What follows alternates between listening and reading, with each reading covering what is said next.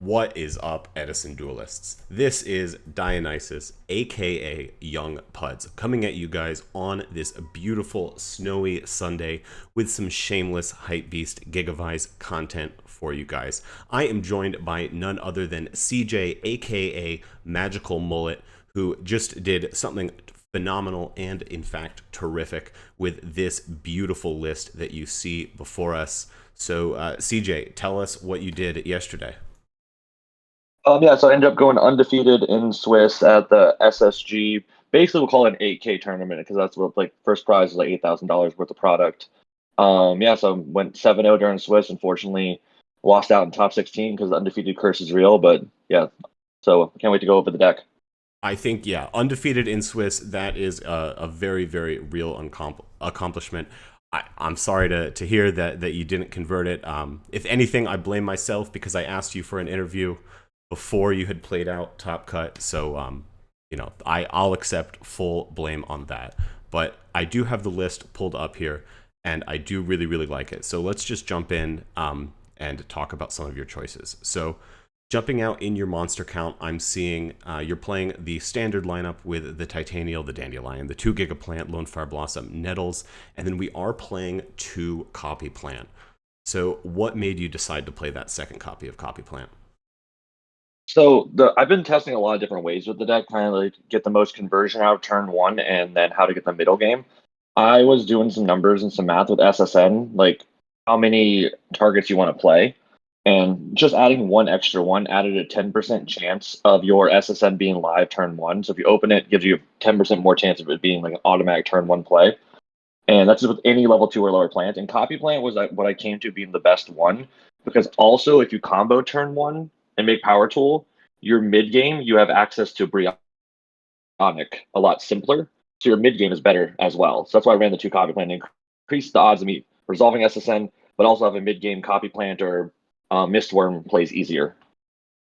Yeah, I think that makes a lot of sense. I also noticed I've never tried 2 Copy Plant myself, but I feel like of all the cards that are quote unquote bad to draw, I'm talking Copy Plant, Nettles, Gigaplant, Titanial. Copy Plant is like the most fine to draw because like Foolish Burial plus SSN plus Copy Plant, that's going to be um like complete full combo. Uh Yeah, there's a lot of ways to convert it. And even like ways with like Mark of the Rose is fine. Like it's not like anything crazy bad to draw it, but it's better to even see the first one. You know you have the second one in deck. And there was yeah. like plays during the tournament where like people assumed I was on one, so they made certain plays, and then I special on the second from deck, and they're like, "What?" That happened probably twice. Yeah, but that's, I mean, with these little texts and these little optimizations, two times, that's really really huge. Um, and then also I've found like there's situations where you draw copy plant and then you can't do colossal fighter armory arm. So I imagine having that second one in the deck seems really good, folks. I'm gonna have to try a second copy plant. I've been putting it off because I don't know. Every time chess recommends something to me, my gut instinct is to just go, no, I'm not doing that. I don't care. But I don't know. I think this might be what's changing my mind, and I hope it's changing your mind. You guys at home too. You can try out 2 Copy Plant. So then the other Yeah, I highlight that. non-standard thing I'm seeing in the monster lineup is you are on Gores. That's not too far out of left field, but how was Gores in the tournament for you? Would you run it again? Gores, 100%. Gores is like by far one of the best cards I played in the whole day because like it probably again I dropped it 5 total times. 4 times it was for like a big swing or just to like set up a game shot next turn. It's just no deck has the luxury of not going aggressive against you. So we'll talk about this more later. But I played the Gores over a third miracle because I feel like they both are power plays in the deck. But one is just a power play under oppression. So and that won me my round four versus so round three, sorry, versus Vayu because it was game three and he had oppression up and he swung in with hamster armed wing and I dropped the Gores on the armed wing and he had no back row outside of that. So the Gores just like soloed the rest of the game. Wow, that's really strong. And actually, I think that's a really interesting way to think about it, where it is a late game power play, just like fertilizer. But I suppose it's going to be live in a lot of situations where fertilizer isn't. So that's really brilliant, man. So I think that's such a cool way of thinking about it, and that'll also segue really nicely. Let's talk about the spells now. Um, this looks like, you're playing all the standard, the 7 equips. I think we're all pretty locked in on that. 3 hidden armory, 2 gold sark, true nade heavy, foolish, of course, but then just the 2 fertilizer. So was it just, okay, I need to cut something for gores, and that put you on 2 fertilizer, or was there anything else pushing you in that direction? So the way I was looking at, I was trying to lower my lose cons. So a lot of way people build Gigavise is they're looking at how many win cons they have, like how do I win? And that's great and all. Like you need to have ways to win the duel, right? But there's also like your opponent, especially now that Giga is more known in the meta, that they're trying to counter you, and you have a lot more lose cons. Like there's a lot more oppressions roaming about and things like that. And you don't want and you want to get out of the early game faster. And that's where like Miracle Furt is great mid, great to late. It has some combo oriented plays, but it's one of those things that you want to get out of that early game, and then you just need another deep card in the deck. So I think that's why I went with 2 for there and just for space as well. So it's just you less lose cons because the ceiling's already high. We don't need to make the ceiling higher. So you Sure. need to maybe not make the base, not the floor of the basement. Like have a good floor, and it still has the highest ceiling, even though it's a little bit less with 2 for. Definitely. And, you could argue that, hey, that second copy plant is going to raise your ceiling maybe even more than that third fert does. So I think that makes a lot of sense. And I'm definitely on board. I got to say, I don't really have any other questions about your spells. I think we're all pretty locked in on 3 super solar nutrient. There's something missing from my spells that I'm very adamant about. I don't play Upstart. You don't play Upstart. I did notice that. No. And Yeah. I am going to put you on the spot and say what's the deal, because just like you could run the numbers and you can see that 1 more copy plant is going to increase your combo odds by something like 10%. 3 Upstart is also going to be a pretty big increase to combo odds, especially with how many of our combos are like 3-4 card combos where you just need to see that extra card. So why are we not doing Upstart? So I 100% agree it does increase the combo odds. I'm not fighting that odds right there, but if I'm buying another turn with a trap, it does the same thing. Also, what I've learned with this deck, there's not a lot of 9,000 OTKs. There's like 8,000 exact, which is like Titanial, Giga, either Brio or Power Tool plus a Lone Fire, or there's like 10 to 12,000. There's no middle ground, and all the 10 to 12,000 combos need an extender. The 8,000 doesn't really. Mm-hmm. So I just want to hit for 8 more often. Like I won round 1 against the mirror because he played Upstart. I mean, I got another turn. Well, that's Like a good literally the point. one extra Yeah, sure. And I mean, now I was gonna kind of, my response to this is, well, how come, a lot of people would say, well, even if they're living, you're still in such a powerful position after you've done full combo. Even if you don't have game, you have such a powerful board presence. But it sounds like that you would say, well, hey, proof's in the pudding right there. You won your mirror match.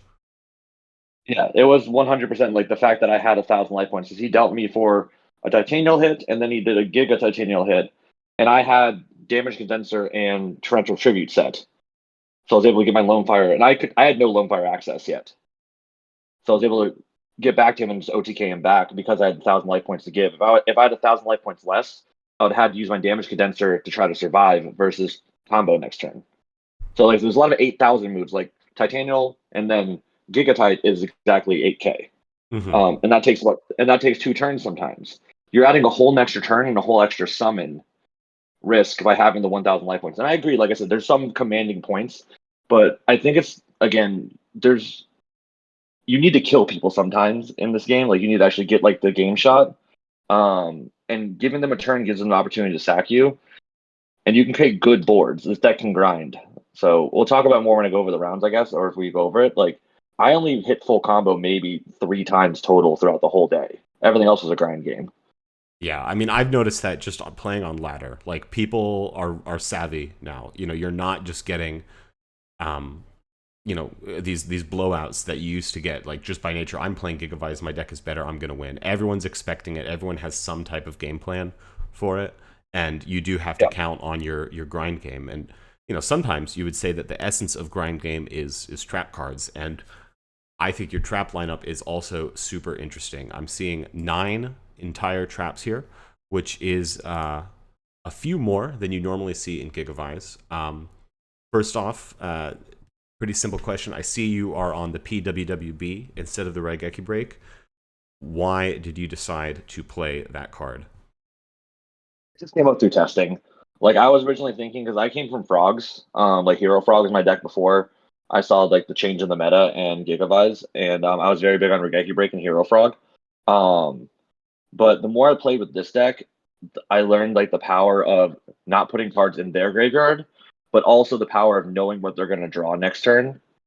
And I use that to my advantage most of the tournament. Like when I was trying to again, PWB like buys you turns where your opponent can never advance their game state when you're like one card away from combo.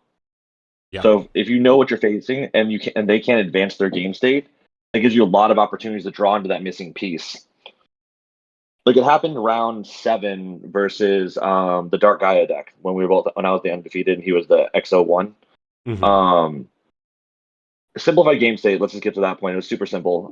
I Windblast his Dyna. So I know he has Raikou in hand and an unknown, and he's drawing Dyna next turn. I have to tribute summon for my Gigaplant. And then because I didn't have supervise. Swing for 24 pass. He couldn't do anything because all he had was a Raikou and a Dyna, and I knew that, so I made a Stardust next turn and just controlled the game from there. And just making him not be able, if that was a Regeki break where I popped the Dyna and it went to grave, he wouldn't have he would be able to see a new card, and it'd be one less card I know. And it could And have been then a same, Dark Calling, and then there's a rock in graveyard. yeah.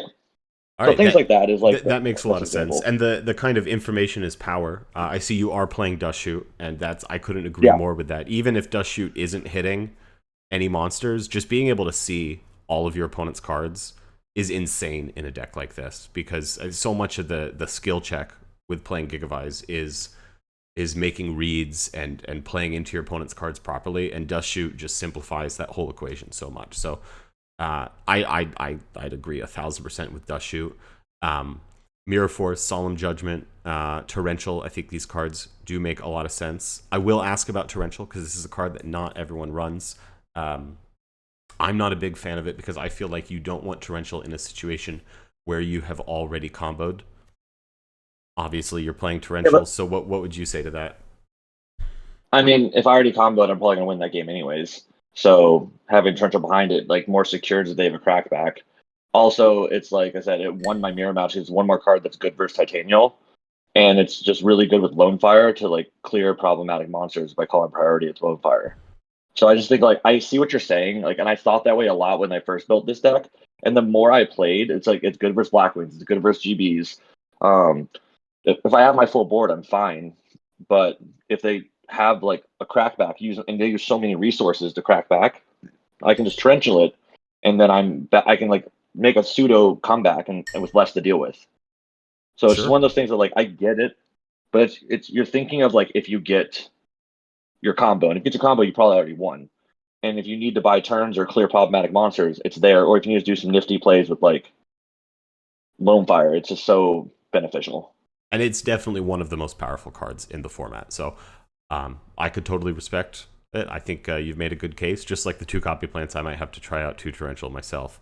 I do see you're on 1 Threatening Roar. I am the biggest fan of Threatening Roar. How did this card perform for you today or yesterday? It always performs well. Yeah, Threatening Roar always performs well. It came up. I probably activated it three or 4 times, and only one time, actually 4 times. Yeah, but only one time it wasn't impactful. Just because I was trying to buy turns that one time, but the other times it was like facing off against Hero Frog, so you can't push into me, so I have Giga up, or just like a lot of times you'll just like have mediocre hands, and you're just like Lone Fire for Giga pass. But if you have Roar behind it, your Giga is going to stay like 9 out of 10 times. And they're going to commit into it because they have to kill it. And then you can they went like, made a synchro. So you're like, cool, now I can beat your synchro. And you go negative and I go positive. So this is kind of a weird deck where like a neg 1 doesn't matter as much because you're like neg 3 till you're +4. Exactly. Yeah. The normal card advantage calculus is just kind of thrown out the window with this deck. And like you were saying earlier, almost if anything, Threatening Roar is an upstart goblin that doesn't cost 1,000 life points. Yep. And all right, so now I'm sure this is the moment you all at home have been waiting for. Let's talk Damage Condenser. This card has been on my radar. I have to say, I've never believed in it because of the discard. but you've already spoken a little bit about how good it was. Tell us more about why this card should be standard in Gigavise. I mean, realistically, I like it over Sangan. It's another way to lone fire, so it makes your lone fire count up, which is really important. Mm-hmm. So it keeps increase your consistency. But a big thing of it is just like I wanted it over Sangan because if I open up Hidden Armory, I can set Condenser and I get access to lone fire, and they're not expecting it. Because if you just otherwise you're trying to decide, do I set Sangan or do I play Hidden Armory and things like that. So it's just one of those cards that like it's another lone fire essentially in the early game, but also in the late game it's like a way to like either survive or like summon a Gigaplant once you've already comboed, because they'll summon like a Colossal Fighter more often versus you were a Stardust, and you're taking 25 or 28, and that's a Gigaplant, and then cool, I have combo. Yeah, I mean, Because and I remember from playing UFO Turtle having like a Lone Fire Blossom already on the field, and then you get to start your turn with a normal summon still available. That is insane, and you can get into some really, really high ceiling kind of stuff. But this is a fantastic main deck. Anything else you want to say about the main deck that I didn't bring up? I mean, I really enjoyed it. I wouldn't really change too much, if not like maybe one card to kind of test out depending on the meta shifts. But like 39 of these cards, I'm pretty certain on with this list. I think the high trap count's very good into this meta right now. So that's just what I went with, and it worked out great for me. Obviously, I mean, undefeated in Swiss. I really can't say it enough. That's really, really fantastic. And I'm stalling now because Dueling Network has timed out on me. But let's jump back Very good. in, and now I have it pulled up. So let's talk about your extra deck here. You're Yep. playing all the standard stuff, and then when it comes to the decision points, I see that we're on 1 Brute Drago, 2 Power Tool Mhm. Dragon, 2 Stardust Dragon, no Thought Ruler Archfiend, and we do have the Chimeratech Fortress Dragon because I see that Sidra in the side deck. So I guess I'll ask: did the second Stardust come up for you at all in this tournament? Twice. Yeah. Twice. Okay, Uh, that's good yeah. enough. Through my testing, happened versus Hero Beat, and it happened versus I believe one of the Vayu matchups or something like that, because I was playing around his set Dyna, and he already used the destruction effect that turn. So it came up twice. It's a lot of times the first one gets outed pretty easily, and then Mm-hmm. they just like play really aggressive by setting a Dyna or something like that, thinking you don't have a second one. You make a second one and blow them out. Um, in my testing, I found 2 Stardust to be like almost mandatory, just because of stuff like that. To play around those, like, because players are getting smarter. That's the biggest thing. Like Yeah. the first one's not that hard to out. Um, so that's what the majority. I came up twice with that one. So yeah, I think it's Makes mandatory sense. in my opinion. But And did you ever miss the third Power Tool or the second Brute Drago? I never summoned Berjago the whole tournament. The hero There you go. fog, which You is you its heard it here, biggest folks. content. Folks, you heard it here, folks. You do not have to buy this $50 card. You can go undefeated in Swiss without a Brute Drago. You don't even need it. Play your budget Yeah, decks. Anyways, it works. The other Giga that topped didn't own a Berjago, so um, but yeah, I mean its biggest key is like during simplified game states or versus hero frogs or any kind of zero deck, right? That's where its biggest thing is, and I feel like those decks are kind of becoming less and less played.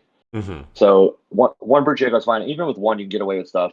Never missed a third power tool. I only made power tool 2 of them once, and that was versus the Dark Gaia deck because I knew he had Grand Mole, so it wasn't worth making anything that wasn't a +1 add because he was going to Grand Mole whatever I made. So it Sure. was main phase 2. So he's like, "Oh, you're getting greedy." I'm like, "No, I know you have Grand Mole, so we're gonna get as much +1s as possible. So if you break my board, I can just steal your board." Yeah, So, that but makes a yeah, lot so I of never made the sense. third. And yeah, Yeah, that kind of Oonga Boonga, let me just, power tool, try and loop combo, that's it's just not good enough anymore. I feel like you really you have to play the deck a lot smarter. And it looks like well, that's what you're doing. well, especially with like Machia won the tournament. Like Machia got first place. That deck existing, if you end up putting 2 power tools up and plus a Titanial, one Cyber Dragon outs your whole board. Yeah. So it's like it's almost never worth. I never put 2 power tools up, unless it's a situation like that exact one where I'm like, I know you have Grand Mole, I know you have these cards, so I just need to get +1s. I rarely even put 2 power tools on the field in general.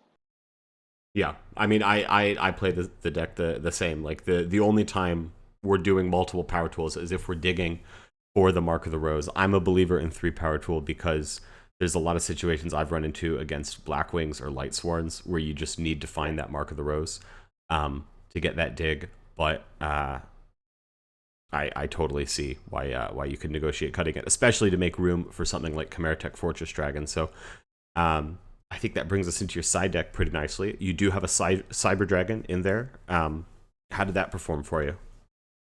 It was fine. I mean, I didn't face a Machina, so that's where it's like obviously it shines. I Mm-hmm. did face a Hero Beat.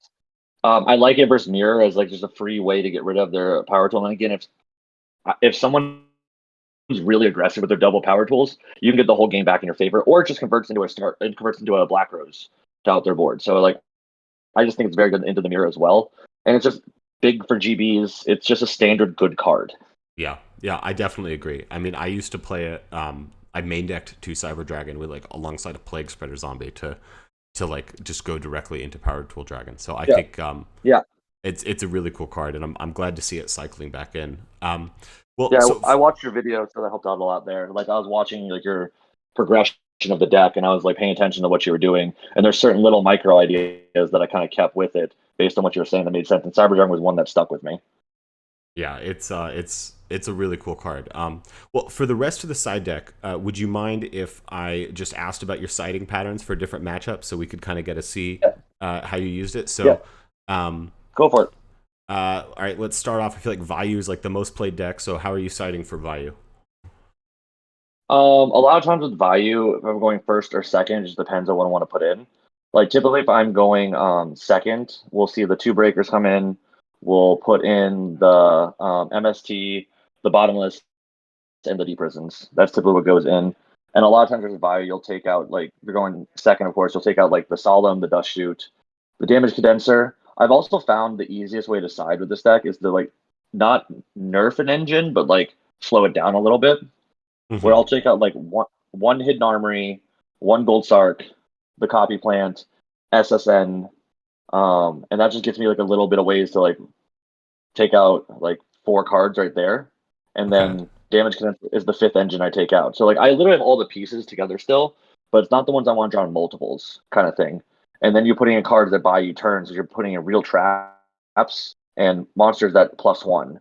So it's literally more things that can get you to still combo, but you're not nerfing any of the combo places you have. And then Dust Shoot and Solemn going second aren't good, so you just Yeah. want to take those out for like prisons. So that's those like 5 engine cards are the only ones I would ever take out. Is like one SSN, one hidden armory, one gold sark, one copy plant, and then damage condenser. That's what that was like my easy side out cards because it keeps everything together, but you're not going to clog with duplicates. All right, that makes sense. Hold on just one moment here. I'm sorry. You're good.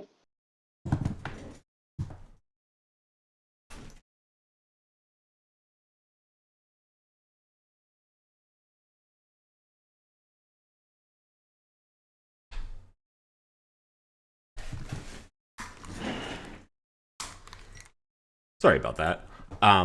Okay, so yeah, you were saying the 5 engine pieces you would take out. That's the hidden armory, the one SSN, the one gold sark, the condenser, and then the one copy plant. I think that makes a lot of sense.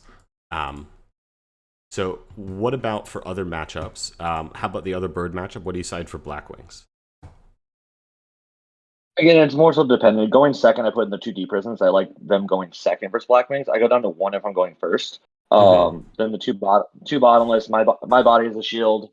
MST, Smashing Ground are some of the main cards I put in. And again, you have those 5 engines you can swap out.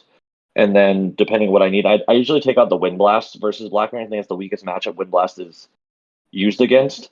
And the Sure. bottomless and the prison take up a lot of that space because I don't want to go neg 1 too much with them because I'm trying to get to a simplified game state where we're even on cards typically, and then my cards are just better. That's what I've learned with Blackwings. Yeah. So it's usually like the 3 Wind Blast and part of the engine comes out, like the part I know I can take out for like 1-for-1 cards like Smashing Ground, Bottomless, Deep Prison, and using like the whole idea. I don't side decrees if you notice that. I did see that. I Yeah. use that. I use that to my advantage all tournament because everyone side out their traps and then they're running right into all my traps because they Oh, just assume my wow. Trapster is dead. That's brilliant. That's brilliant because yeah, of course, the creed just makes the most sense. So that's a really heads up kind of meta call. Folks, take notes. That is the kind of thinking that gets you an undefeated performance in a major tournament like this. Next matchup I got to ask about is Gladiator Beast. You seem really prepared for Glads, which is definitely, I think, the hardest matchup for this deck. So what are we citing in that case? Yeah, little sign. My best friend is Jake Mattern, so I played against like GBs since I was like 15 years old versus one of the best GB players ever. So he's the one that topped the original Edison. He also topped this tournament. So I'm very comfortable with GBs and playing around back row. So again, some of the reason why I don't think Decree is that great. So yeah, 2 Deep Prison, 2 Bottomless, MST, Smashing Ground, Cactus Bouncer, Cyber Dragon, 1 to 2 Breakers, depending on how they play. It's kind of what I go with. And then the 5 Engine come out. The Wind Blast can come out depending on how they play. Like if I'm seeing Trap Stuns versus other things, I'm watching how their deck plays to decide what to take out, kind of thing. Sure, yeah. Gores comes out. Gores comes out. Dust Shoot comes out. Again, depending on how they play, keep Solomon. It's more like you got to see how their deck works. So each GB is slightly different, but usually the 5 Engine, 2 to 3 Wind Blast come out, and like Gores comes out, and you put in Deep Prisons and Bottomlesses, and again the deck that whoever doesn't like know my list, they run right into Deep Prisons and Bottomless, because their whole game plan against me is get to Herc as fast as possible. So I'm trying to like interrupt that. Yeah, And Cactus definitely. Bouncer is big, so And and it can lock them out of like test maker plays. I don't think there's been, I mean, up to now, cat's out of the bag, but I don't think there have been any big public lists that are showing off citing bottomless deep prison. So um, that definitely was a real smart heads up call. All right, how about the mirror? I think that's another big one that people should be prepared to side for. Going first versus the mirror, it's mostly just like Cactus Bouncer, Lightning Vortex, AAU, MST, and Bottomless. Like it's nothing too crazy. Yes, but I want to have like more cards to like stop your combo if I have to go slow. Mm-hmm. Going second, I do put in the DD Crows, the Cyber Dragon, as well on top of it, and Smashing Ground, of course, for both going first and second. Yeah, Because a lot of just times in the mirror, it's just like out Titanial and steal their guys, like usually the way to win. exactly. That's why like my round 1 mirror was very skillful, especially after game 1, because we both were just like passing back and forth, not wanting to commit to a board until I finally goaded him into committing. Because I literally discarded a Titanial and a DDR, waiting for him to do something. Mm-hmm. And then he eventually pushed first, and I was able to, thinking he had game, and I roared him, and then I just stole it back. Oh, But yeah, that's such a blowout. Very yeah, nice.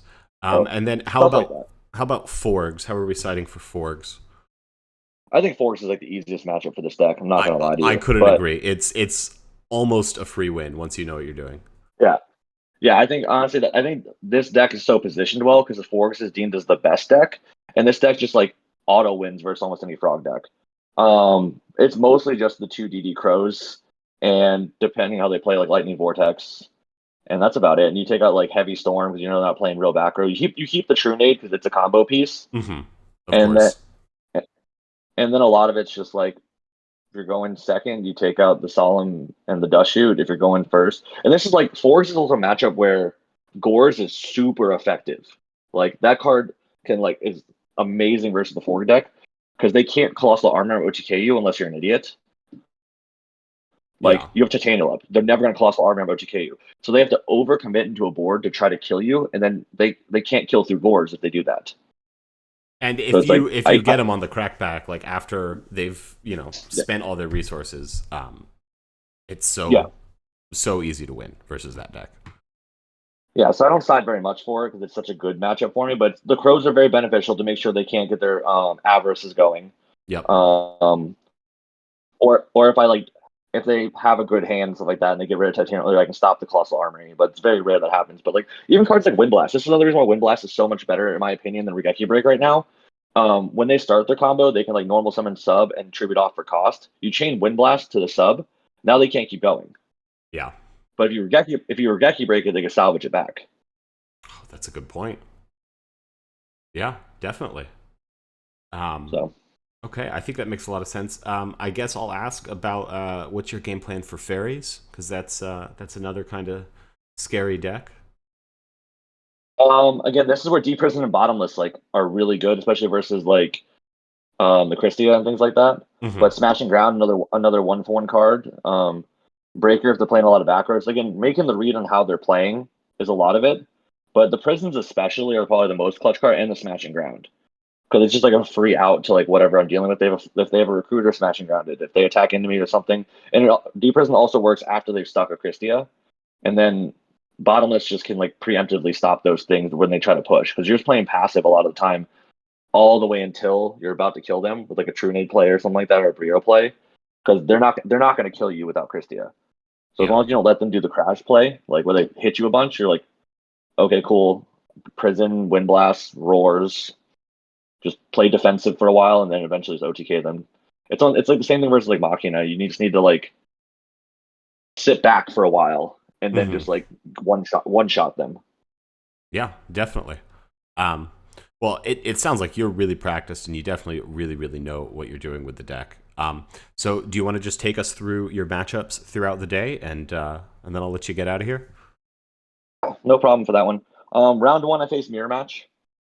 He saw Lone Fire Axis before me, but I was able to like keep the game going through like my traps and things like that. Like I was able to wind blast the Giga when he played the supervise on it, and then buying some turns. That my hand wasn't very fast. Eventually, he upstarted me, so I was at 62. He swung with Giga Plant, and then Titanial. I damage Condenser Titanial. On my turn, I go Tribute Lone Fire for Lone Fire, use priority, chain Torrential. And then I mark the roads his Giga after I make my Giga and just OTK him. And then game two is that back and forth game where we were both playing passive and the roar just stunned him, and then I was able to OTK him back. So things like that. Round two was hero beat. I opened the nuts, the whole Stardust, Titanial, Giga, Lone Fire, Power Tool board, and it's just too much for him to beat. Game two, I opened really. Game two, I opened slow, and he just like gets enough damage in time. He summoned a Kaiku like out of nowhere when I was about to make my play next turn, which is like the one time Kaiku's ever been impactful. I don't think that card's good versus Giga, but like I had two Mark of the Rose, and next turn was my push play, and he just like happened to draw at that turn. But then game three, it was literally like I didn't have a great start. I was like waiting for like a couple pieces, so I just go bottomless, bottomless, deep prison, all of his start plays. He eventually force flips a Snowman Eater, so he doesn't get comboed on, but I still had combo next turn. So I go True Nade that I waited for off Stark. I Gorsed him, and then I True Naded him next turn. So I Gores 1900 token. He has Alias, 4 back row, and Snowman Eater on the field, just to kind of clarify the field. And Hmm. then I get the True Nade off Stark. He tries to do Gem Spark, my body. So all he has is Snowman Eater left. And then I just go for a Black Rose turn to attack Snowman Eater game. Round three was versus Vayu. Game one was just a little bit back and forth, playing my back rows and then eventually getting combo. Game two was an oppression game, but he again makes um, hamster and armed wing swing direct. I dropped the gores on the armed wing, and he has no back row, so I just ran in with gores and the token for game pretty much over 2 turns. So that was that one. Round four is my feature match. If you watch that, it was just a massacre of hero frogs. Wow. I Um, mean, we talk game about one, Forg being a free win, but Hero Frog, it's like they don't even have teeth. yeah, game one. It was I go first, open mostly combo, so end on. So I decided to go for the Stardust end board because I had Wind Blast and Solemn in hand. So I had Stardust, Power Tool, and Giga on the field with a Wind Blast set, and he just summoned Stratos, search Alias Pass. I recombo end with Titanial, Stardust, Power Tool, Giga, Mark the Rose, uh, his Stratos, swing at Stratos, he drops Trag, I Wind Blast the Trag, game. Um, game two was on stream as well, so it was a little bit of back and forth. I didn't open great. I opened Titanium Nettles and a Giga Plant in my opening hand. So like nothing I could really do. But I just drop a Giga eventually. He dupe blocks me. I smash and ground the dupe block, get in with a bunch of damage, and just eventually like drop gores on him and then win from there. Round five was a massacre of Vayu. I miss on my power tool, but the way he was sitting in the chair. So like, this is one big thing about tournaments is I love playing IRL because I can get body language reads like Hmm. really well. I could tell he wasn't happy with his hand. So I like your back. Like at worst, your set monster because he went first. At worst, your set monster is a Raikou, but I don't think it's a Raikou by the way you're playing. Because he knew what I was playing at this point. Everyone knew I was on Giga because it was like people were talking about it and I was on stream. Um, so when I missed, I got a DDR to hand as my miss card instead of my supervise. So I made the Black Rose to turn it to attack mode, and it was the hamster. And then I DDR back my Lone Fire to finish combo. That's nasty. Um, That's nasty, dog. yeah, so like it's just so when you're in tournament, guys, watch your body language because like I could just tell. And then game two, similar things happened where like 99% of the time because I had 7,500 damage on the board when I did my combo. I had he duck shooted me, but I had foolish miracle furt plus supervise, so combo. But I only had 7,500 damage on the board because it was just a titanial power tool and Giga. Uh, but like if I was playing online, I would never do this play. I attacked with the titanial direct because of how he was just like so defeated in his face. So if Hmm. you're in tournament, watch your body language because it's like it was a free like I smelled blood and I just went in, and then I won next turn when he was at 500. Round six, I got to play macro stun. 2-0'd it. That was fun. Um, he was like someone that didn't know what I was playing, so it was great. So I was able to set a dandy for like 2 turns. And he thought it was a Raikou, so he didn't want to swing into it. And Hmm. eventually, I literally just tribute something for Gigaplant and start swinging for 24. And my guy's just bigger than all his plays. So and I hit a, and then I eventually hit a Foolish Burial to play. But it was mostly just poking with Gigaplant 24. Game two, all three Wind Blasts came in clutch. There was a play where he is hitting me with a DD Survivor with macro up. My sets are Wind Blast and Torrential. He summons a second Survivor. I go Torrential Chain Wind Blast to put his macro to top of deck. So I blow up both his DD Survivors, and then he top decking macro. A few turns later, I spin in macro back again. A few turns later, he summons Cyber Valley, tries to dupe it. I spin his Cyber Valley because when you're targeted by dupe, it has to resolve on the field, it has to stay on the field. Yep. So he just like went.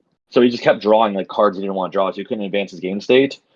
And then near the end of the game, he was able to use Cyber Valley's second effect to put a Survivor on top of his deck because he was in desperation mode. But he had Fissure up. So eventually, I destroyed it and then summoned Cactus Bouncer to make sure it couldn't come back. Nice. That's So that was really where Cactus nice. Bouncer. So that's why Cactus Bouncer came into play because like I test a lot versus like Quick Draw and stuff just to bring up Cactus Bouncer. And it's not used in the way you think it's supposed to be used. It like wins the mirror match because your opponent can't summon. But versus decks like Quick Draw or like cards that like come back later on, that's where it shines. So you can just summon it after you've already like they've banished the Quick Draw and it can't come back. So you Hmm. essentially stun their turn. And then final round, I play against the Dark Gaia. So I faced Macro Stun and Dark Gaia main decking triple Fossil Dyna and Bandy's Fiend in my last 2 rounds. You say GBs are a bad matchup. Those are worse matchups. Um, he knows what I'm playing. I'm the XO. He's the XO1. So he starts off his turn with Fossil Dyna and just sets one pass. I set two. He summons Lila. He pops on Mirror Force. Pass. So he's just milling 3 cards because I set a Dandelion to block. No, sorry. I set a Lone Fire knowing I could wall up the Dyna for a couple turns. So remember, guys, Lone Fire's defense is 14. Dyna's attack is 12. So if you need to stall for a while, it does help. Yeah, that definitely comes up Um, a lot. yeah. So the 2 turns passes. All he's doing is milling and passing, but he's afraid of my back row because he saw me play a lot of traps all day. He turns Lila back to attack, pops my other face down. It's threatening roar, so I roar him.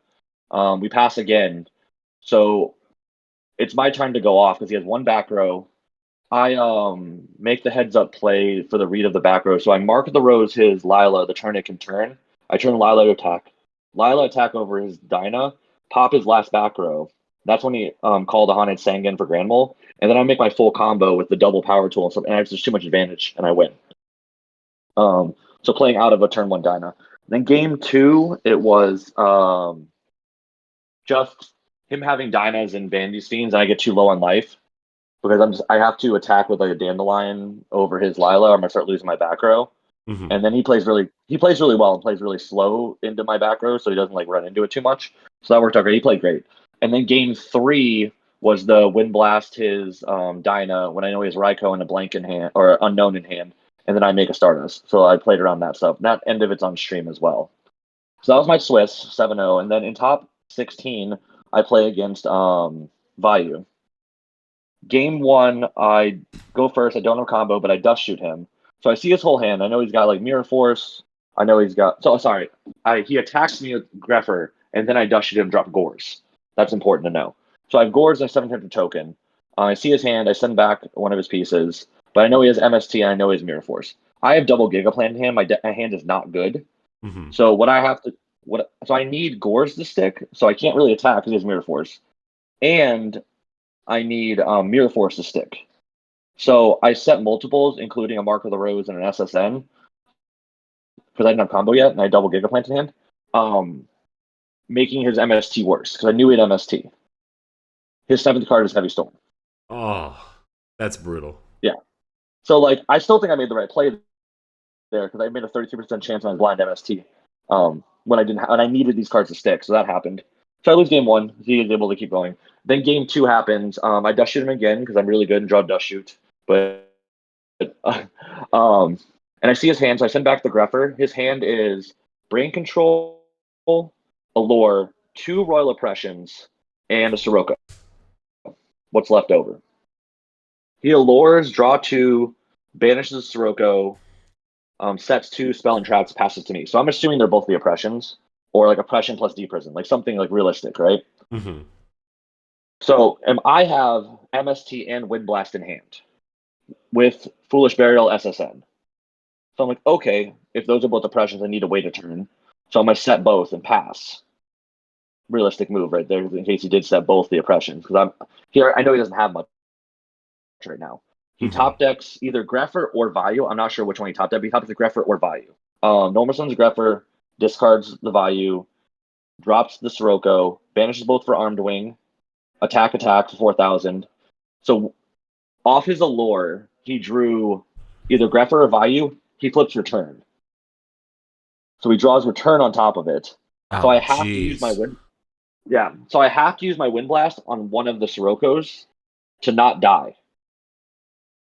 So now he sets the other Oppression to me. I don't have an out to 2 Oppressions. I only have an out to 1 Oppression, so I lose. Yeah. That's a tough so one. It's like exact draws like that is why I lost. And he was super nice. He apologized. He's like, dude, I got so lucky there. I'm like, and he was so nice. But he apologized after the tournament. I'm like, dude, it's Yu-Gi-Oh. Like non-games happen. I non-game people too. So yeah, and and yeah, I but think like that beats. It sounds like you made the play to account for the most likely situation, and you accept that these fringe situations can happen, and but if overall you're always making those plays to play around the most likely situation, you're gonna win the majority of your games. So it sounds like you're not being too hard on yourself, and you definitely should be, because 7-0 in Swiss, that is just that's really amazing. Yeah, thank you. Yeah, I'm very happy with the deck performance. And the event was great. So Southside Gaming was amazing, giving away so much prize support. Yeah, I can't complain for $20 entry, and I ended up getting a couple boxes and some other prizes. Yeah, so shout out to Southside Gaming for putting on a great one. They said the next one is gonna be even bigger and more prize support than this one. I don't even know which how they that's gave away like possible. almost $10,000 in product. So that's but some that's crazy stuff. I might have but I believe to fly down there for that. Yeah. All right. Well, thank you so much for taking the time to talk to us today. I really enjoyed talking with you. I think you've got some really great insight. You're clearly a phenomenal duelist. This conversation has me excited to play more Gigavise, and I hope for you, the viewer at home, you are feeling the same way. There's a lot of fresh ideas here. I think we're entering a brave new world of shameless hype beast Gigavise gameplay. So let's get out there. One of us has to finally win a tournament. Yeah, are you going to YCS Providence by any chance? I'm thinking about it. It just depends. So I compete professionally in strongman. So it just depends how it works with my season of pro shows. So I'm gonna try to get out there. I think Providence is probably the one I can make. Nice, nice. I'm kind of in the same boat where I've got a lot of moving parts, but I'm hoping to make it there. So I'll see you at Providence if we both make it. But otherwise, thanks again for coming on the channel. And this is Dionysus, Yep. aka Young Puds, signing off. I will see you guys tomorrow with some more shameless hype beast Gigavise content.